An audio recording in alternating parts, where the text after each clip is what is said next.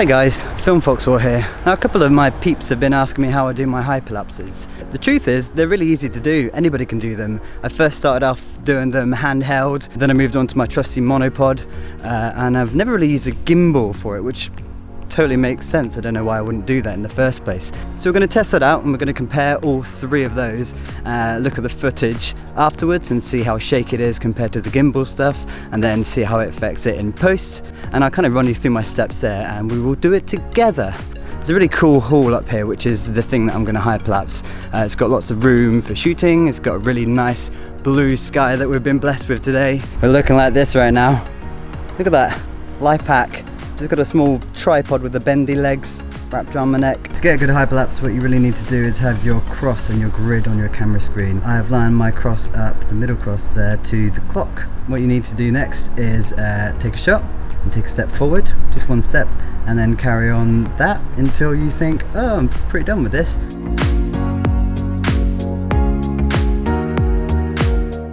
Okay, cool, we can check this out in real time together, that's pretty cool. So it goes through the trees, pretty nice, yeah, cool, up to the plant pot, nice straight line, pretty simple. Next we'll move on to the Monopod and see how that compares. Oh yeah, now we're talking, double filming and we've got the Monopod on. So that feels much sturdier.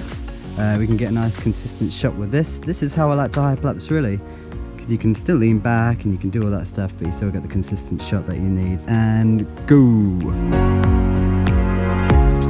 I can feel it's a much smoother ride with this Monopod, man.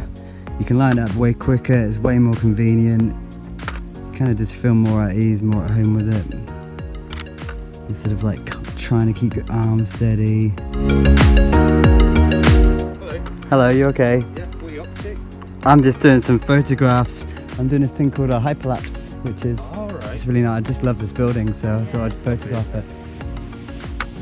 All my lighting and all my clouds have changed. And here we have it, the pinnacle. We've got the gimbal and the Monopod, and technically it's handheld because I'm holding it with my hands. So yeah, we're going to test this one out and see how this goes. I feel like there should be some really dramatic music here and dun dun dun dun dun dun dun dun dun dun.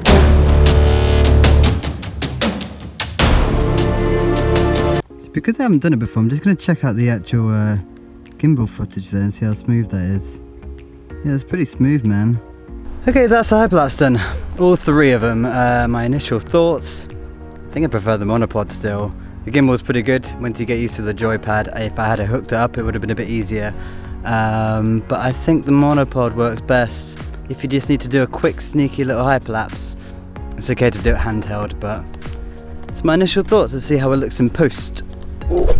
Okay, so you made it back to the computer and you have all your images. If you're working in Premiere Pro, you need to go to File, Import, and down the bottom left corner there's an image sequence box here. Make sure that's selected and that will import all your images into one sequence, and it's going to be there and lovely ready for you to mess about with. So I'm just checking out the raw footage of the handheld hyperlapse here. You can see it's really shaky, to be fair, bouncing about all over the shop.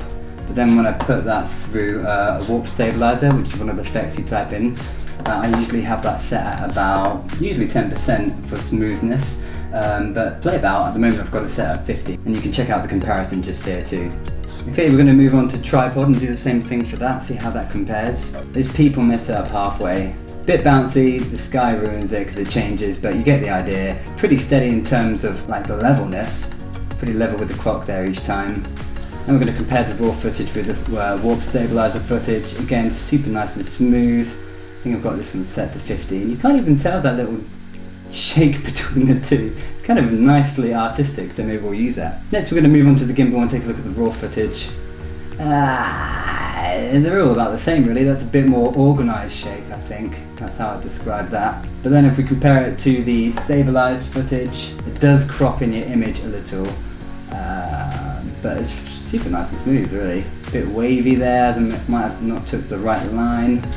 Fabulous. Next what I like to do is construct the hyperlapse. I usually export a little section there. Then I start to play about with the zoom, so maybe I'd start zoomed in while I'm going closer towards it to create a dolly zoom that way. I just mess about really. Then when I'm happy with that, I'll colour it. I usually put in a nice lot, see what colours work best with the skies and with the building itself.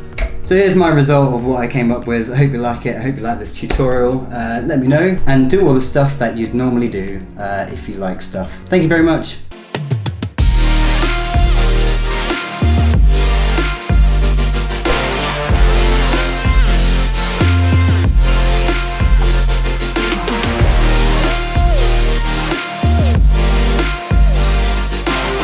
Well, and of course, we never talked about what works best. I think initially for me, it's the monopod, just the convenience of it really. The gimbal stuff does work well, but as you can see, it's kind of all the same really, isn't it?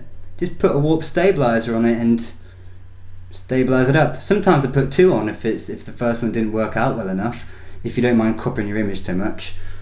So yeah, get hyperlapsing guys. You can do it on your phone. You might have to manually import the images there. Just give it a try, but get hyperlapsing I suppose.